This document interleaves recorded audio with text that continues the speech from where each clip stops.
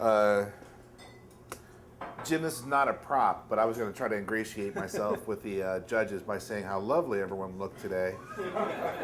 And, wait, somebody blinked. Can you? All right, let's try it again. All right, there we go. All right, so my story, I had a buddy of mine. He was new at the time. He was new to town, and I grew up. I was a native Floridian, and knew all the real places in Florida to go and have a good time, as far as the anti parks, right? I'm talking the actual wonder of nature in Florida. And there's a particular place that I had always wanted to go to, even myself, but you needed a boat to get there. It was called Turtle Mound, and it was off just north of Cape Canaveral, and it was a place where the Indians at the time had literally dumped their oyster shells, so much so over the course of several thousand years that it became a high point that was literally visible at sea, and Columbus used it as a navigational waypoint on his way back to Spain. That's how big the mound was and visible from the ocean. And I had always wanted to check that place out, and the park that was associated with it. But again, you needed a boat of some kind to get there. And this buddy of mine, he's new. I want to show him the real Florida. So my idea is to go ahead and rent a John boat, a 12-foot aluminum boat with a 5 horsepower motor from the naval, morale services section of the base near where we lived. And we're going to hook it to the back of my truck. I've got all the lights and the wires and all that kind of stuff, so the blinkers work. And my truck's in pretty good shape. I mean, admittedly, if I wanted to use the horn, I had to take a little wire and touch it against the ground in order for the horn to go off. Otherwise, I didn't have the button. It's too fancy for me, I guess, or whatever. But we get this whole thing going on. I rent this boat. I invite my brother, who's about twice my size, and the three of us are off to go to this fish camp. The fish camps in Florida are kind of ubiquitous. They're these places that people use as boat ramps for their airboats, so they can go out into the Everglades or the marshes and whatnot. And they're camps. People are camped in trailers or tents or whatever, and they pretty much live there full time practically. And we drove up Interstate 95 to the fish camp, and at one point some unsecured life rafts flew out of the back of the boat and onto the highway, and we had to pull over and pick them up off the highway and get going again. And I thought to myself, well, gee, that's a good sign, because if that's the worst that happens this whole trip, this is going to be a good trip. Well, as I had alluded to earlier with Jim, imagine Apocalypse Now without the helicopters, basically, is what this happens.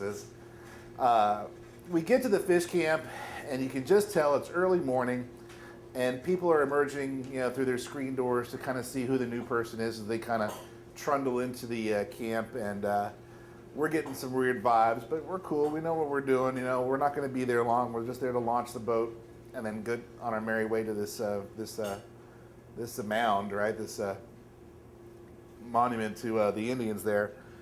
And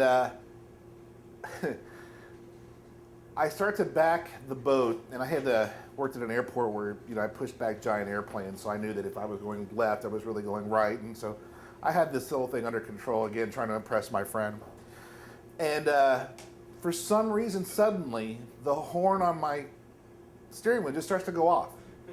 7 o'clock in the morning, and I'm like, I'm not touching it. I don't know why. And people are looking at me, and my friend's like, hey, stop honking the horn. I'm like, I'm not honking the horn. It's doing it by itself. I couldn't. I thought to myself, I know. I'll take the battery lead off, and of course that'll kill the engine or whatever. So that's not a good idea. And for about 5 awkward minutes, that horn is going off nonstop, and just as quickly as it started, it stopped. So I could breathe now and relax. Okay, another weird thing happened, but we're cool. Put the boat in the water, pull the boat and the trailer away from the thing, park perfectly, walk back over, and my brother and my friend are standing there on the dock, and the boat is sinking. And I'm like, what did you guys do? And they looked at me, and I thought to myself, "Oh, maybe I went too fast, you know." And as I was lowering the boat in the water, this water came over the back, and now it turns out there's a drain at the bottom of the boat, and there's a little screw that you have to put in. So, you know, it was basically sinking because nobody put the screw in to the drain plug, basically.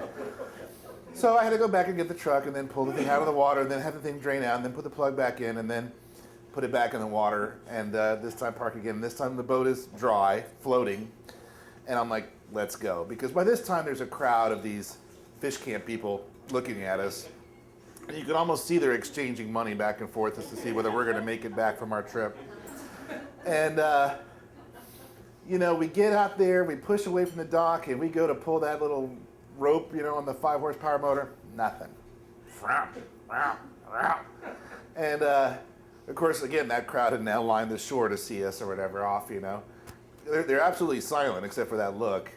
And I said to my brother, you know what? Let's just go with the flow. Let's just take this stream, this river down, and we'll just go floating down the river with it just to get away from these people, you know. And we'll start the engine later, you know. Let's just make progress. Let's go. So we are adrift down the river. You know, boaters and guys in pontoon boats and you know, all manner of watercraft are cruising up down the Indian River there. And at one point we do get the motor started briefly, enough to give us confidence that if we needed it again, we could get to it, because we were also going to kind of like fish too while we're at it. And now we're cruising along, again, drifting, saving the motor for when we need it. And my brother, sure enough, you know, lands a fish, and it's about maybe a 8-inch, 10-inch long catfish. And if you know anything about catfish, as my brother would explain to my friend who was from out of town and knew and all that kind of stuff, that catfish have this very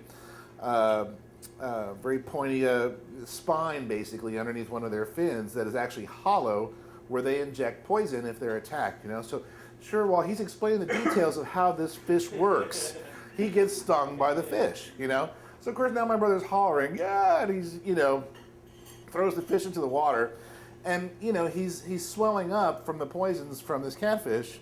And I'm like, okay, well now we've got to take him to the hospital, so start the motor. And so now the motor's not starting, right? So it's not working as we need it and stuff. My friend, of course, by this time is very impressed with, you know, everything that I'm doing for him and stuff, you know, showing him such a great time. And sure enough, I have to like, you know, admit it. I'm like, God, I didn't want to do this, but we actually have to like help, you know, like ask for help as a passing motorist or boatist, I guess, whatever it is, it goes by.